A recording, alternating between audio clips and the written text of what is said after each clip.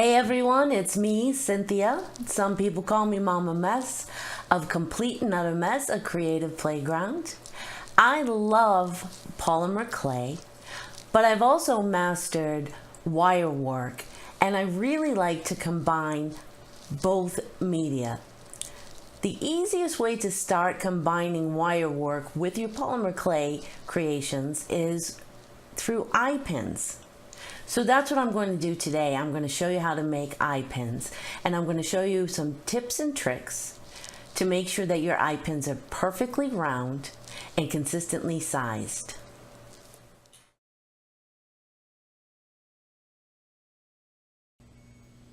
Let's talk a little bit about the wire that we're going to be using.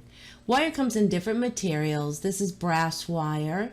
That's some copper wire. You can also get wire in silver and gold and silver plated and craft wire, and there's just all different kinds of wire that you can get. Wire comes in different shapes. This is some half round wire, and this is some square wire. And this is a piece of round wire. Today we're going to use round wire. Now, wire also comes in different sizes or gauges, and the gauges go the opposite of what you'd expect. This is some 14 gauge wire, and it's much thicker and larger than this 20 gauge wire. And then this 24 gauge wire is much thinner than the 20 gauge wire. Now, the final thing that you want to know about wire is that it also comes in different tempers. There's hard wire, half hard wire, and dead soft wire.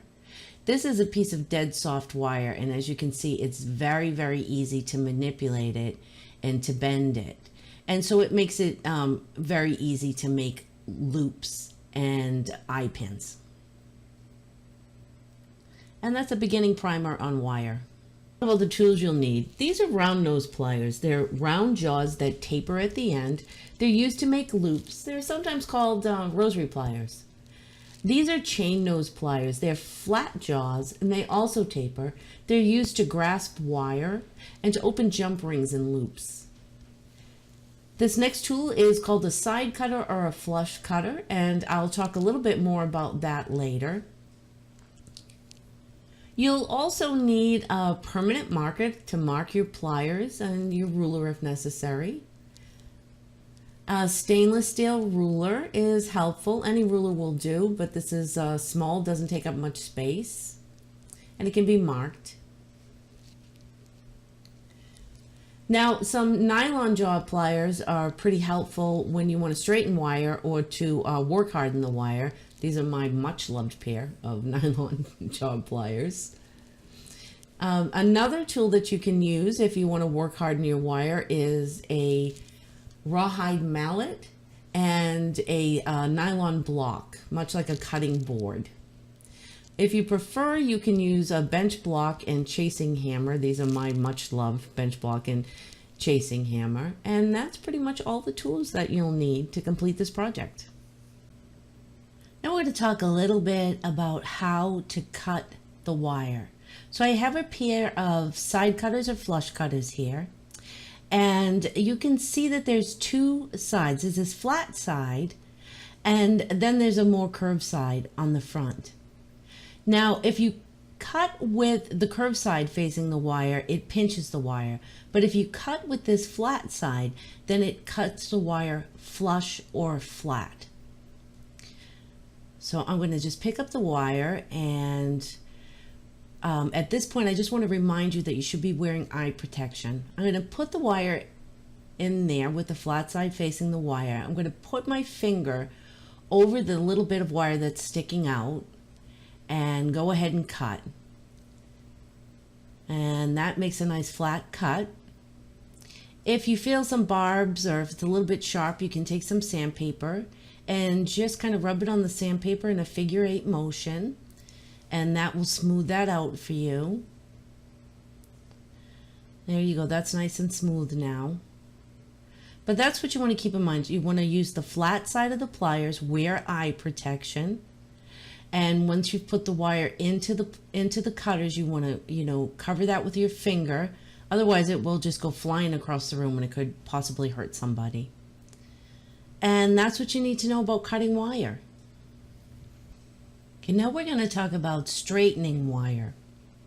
Wire comes in spools or coils. And so that coil leaves an arc shape in the wire. When you first cut the wire off, it's got an arc shape in it.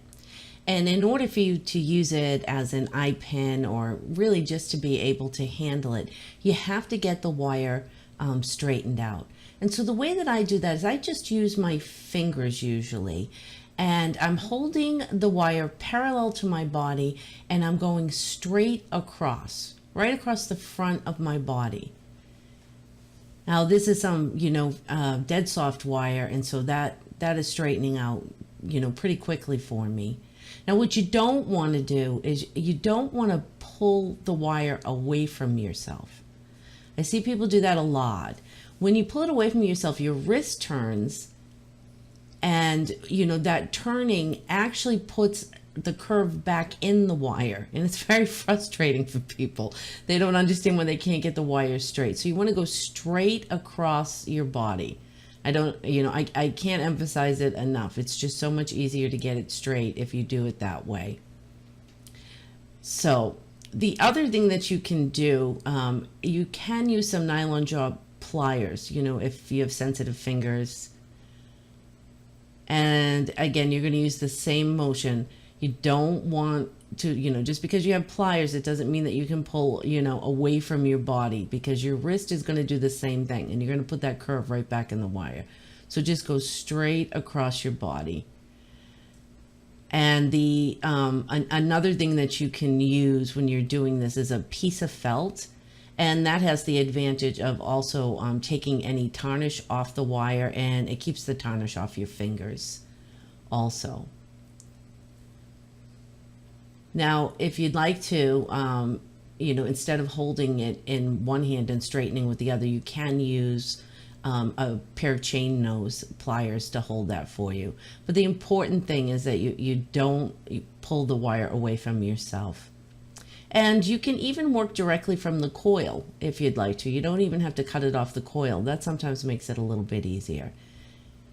And, then once again, it's the same thing. You're just pulling it straight out, straight across.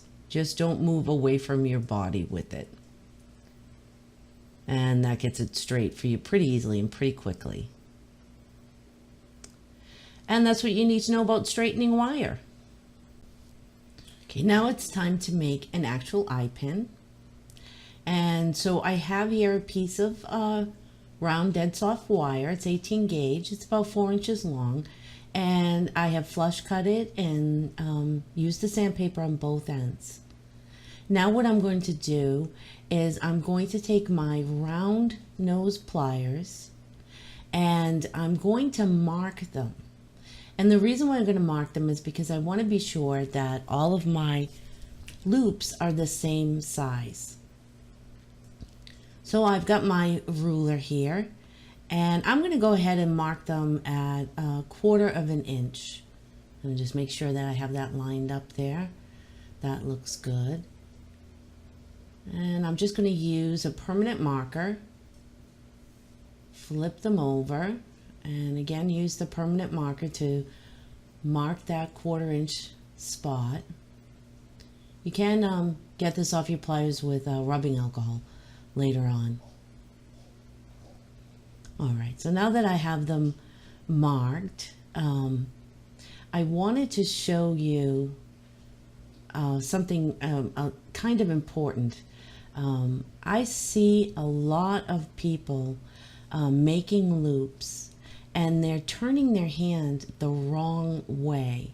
So I have these pliers in my dominant hand. I see people turning the pliers toward themselves, and that isn't the correct way to do it. When you turn your hand toward yourself, you have less range of motion, and it's awkward.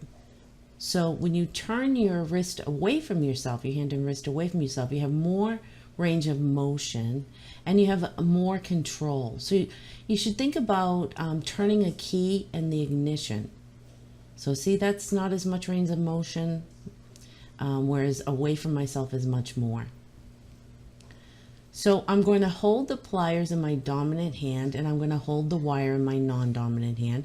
I'm going to place it right at the mark that I made, and then I'm going to run my finger over the top of the round nose pliers, because I don't want to be able to feel that wire.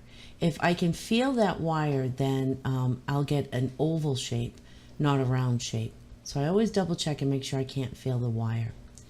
And then I'm just going to go ahead and turn my hand and wrist away from myself.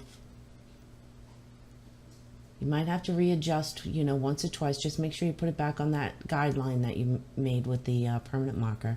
And I get what's known as a P loop. This is called a P loop. And then I'm going to take the chain nose pliers. Oh, let me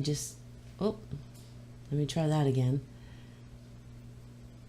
And I'm going to place them right where the wires meet, and I'm going to bend the wire back to center the loop on the wire, so I get a lollipop shape. And sometimes you have to just go in and adjust it a little bit with your chain nose. But there's a nice kind of lollipop shape. It's nicely centered. Now I'm going to go ahead and show you what will happen if the wire is above the jaws of the round nose pliers. There you go, I flush cut that. And it feels, you know, pretty smooth. This is just for demonstration. So again, I've got the pliers in my dominant hand, and this time I can feel the wire above the pliers. I'll get that adjusted a little bit.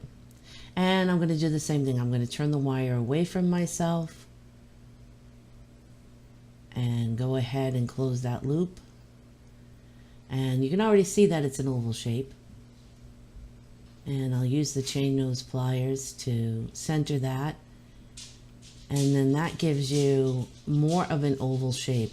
Now you might like that, but traditionally the round shape is the shape of an eye pin, not the oval shape. And that's how you make an eye pin. Now I mentioned before that we have been using dead soft wire to make our eye pins. And what that means is that our eye pin might come open or get bent out of shape pretty easily. So the best thing to do is to work harden it before you use it. So work hardening means we're literally just going to make the wire harder than it is. So the first way that you can do this is with these nylon jaw pliers. And what you do is you just keep pressing the wire and pressing the wire. And eventually that will make the wire harder and more difficult to pull out of shape or open. Another thing that you can do is you can take a piece of plastic. This is very much like a cutting board. This surface was like a cutting board. And this is a rawhide mallet. You could also use a nylon mallet, and you just tap, tap, tap, tap. And that will also make the wire harder. Now the advantage of these methods is they won't mar the wire, they won't take the finish off the wire, and the wire will remain round. It will remain a round shape. And so it's the better method to use if you're using craft wire that's coated, or silver plated wire, or silver filled wire. Now another thing that you can do is you can just get a bench block. This is a well-worn bench block, and a chasing hammer. And again, you just tap on the metal with the hammer. No heavy blows, it's really just tapping. And that will also work harden the wire, but it does flatten the wire out. It changes it from round wire to flat wire. And if you're using craft wire with a coating or plated wire, it will mar the finish on those wires. It will sort of ruin the finish. Now you can also use a tumbler to work harden wire, but I'm going to be doing a more detailed video on work hardening, and I'll talk about the tumbler and how to safely use it with polymer clay there. Now finally, If you wanted to, once you get more practice, you can begin working with half hard wire or hard wire, and then there wouldn't be any need to work harden the wire. And that's what you need to know about work hardening wire. Okay, I have some uncured polymer clay cabochons that I made with some Sculpey Primo, and I have some eye pins here that I've trimmed, and some of them I've shaped. I have a hook in one, I have squiggles in another, and one I have straight. And what I'm going to do is show you some ways that I've seen folks insert eye pins into raw polymer clay. So what some people do is they just go ahead and leave their eye pin straight, and they just insert it right into the polymer clay cabochon wherever they'd like it to be, and they're pretty good. And then they'll go ahead and cure it just like that with the eye pin in it. And after it's cured, they pull the eye pin out and they put a little CA glue, you know, instant glue, onto the eye pin, and they put it back in and let the glue dry, let the glue hold it in. Now, this next method, I'm going to have to give Cindy Leitz credit. She's the first person I saw do it. And what you do is you put just a little hook in the eye pin. You want to make sure the hook isn't too long. You want to make sure it doesn't come through the back of your piece. And so I think I'm going to go ahead and trim this one just a little bit. I want to be doubly sure that it doesn't come through the back of my cabochon on me. Here we go. And then you go ahead and insert the hook part into your cabochon or charm first. And then you flip it up so that the long part goes into the cabochon. And then you give that a turn. And then you can just go ahead and cure the bead or cabochon with the eye pin right in it. And you won't have to do anything else. You won't have to pull it out and glue it or anything like that. It will stay in. I've been very successful with that method. And the final method that I see lots of people use, and I've used myself on occasion, is to just go ahead and put some bends in the eye pin wire, and then decide where you're going to insert the eye pin. This is an odd shaped cabochon, but I think I'm going to put it right up here. And again, you just go right ahead and push that right into the uncured clay. And again, you can cure it with it right in there, and then you don't have to do anything else. Those bends will hold it in. And those are the 3 ways I know to put eye hooks in raw clay. Now we're going to make an eye hook charm with a polymer clay bead that I made from Scrap Primo and a head pin. Now, a head pin is a piece of wire with a disc hammered or sodded onto the end of it. And the disc prevents the bead from falling straight through. It holds the bead securely for us. So I'm going to go ahead and put the head pin into the bead. And then I'm going to take a bead cap just to make it pretty, just to add a little something to it. And I'm going to go ahead and put that on the top. And I'm going to hold it all pretty snug, pretty securely. And I'm going to use my round nose pliers, and I'm going to go ahead and make a bend in that wire, just about 90 degrees. I'll fiddle with that a little bit. You'll find wire work is fiddly. And now what I'm going to do is I'm going to trim the wire. I'm going to trim it to about 1 centimeter in length. And let me just get my ruler here and my flush cutters. And again, I'm going to use the flat side of the the cutters. And go ahead and trim that. And you can see that. Now what I'm going to do is, grab my round nose pliers, And I'm going to do the same thing I did before. I'm going to hold the pliers in my dominant hand. I'm going to make sure I can't feel that wire above the pliers. Just get that adjusted. And I'm going to go ahead and turn away from myself again and just make that loop. Now, because we put the bend in it, you don't usually have to break the neck, but you know, oftentimes you have to do just a little bit of adjustment just to get it centered and straight. And you just take a look at that and see how it hangs. A little bit more adjustment. And don't be afraid to do that. You know, don't be afraid to fiddle with it a little bit till you get it the way you like it. And there you go. Now you have a very nice charm or pendant, focal bead, just made from scrap clay.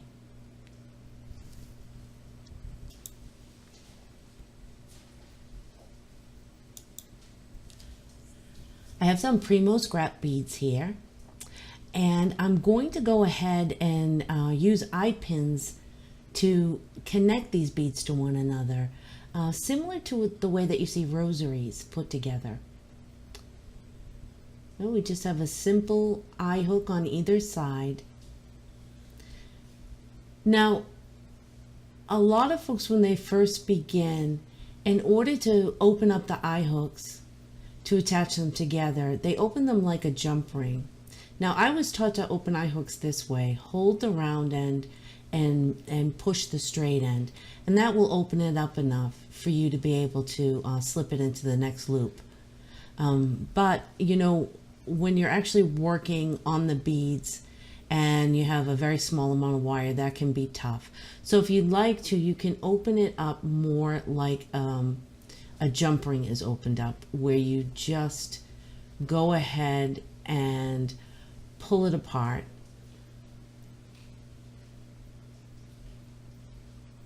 So that's what I'm going to do with this bead here. I'm going to grasp the open part of the jump ring and pull that back. Not apart, back. I should say back. I'm going to slip it into the loop, and then I'm going to use the chain nose pliers to just go ahead and straighten that other loop out again.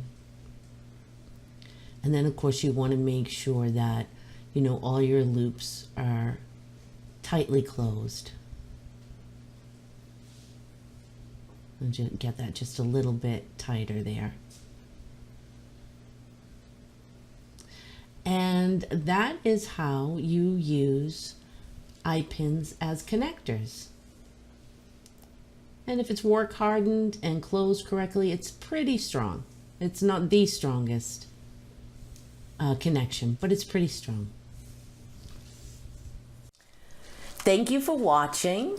I hope you found the video helpful. And if you did enjoy the video, then please hit like and subscribe below. And please visit us on www.completeanduttermess.com.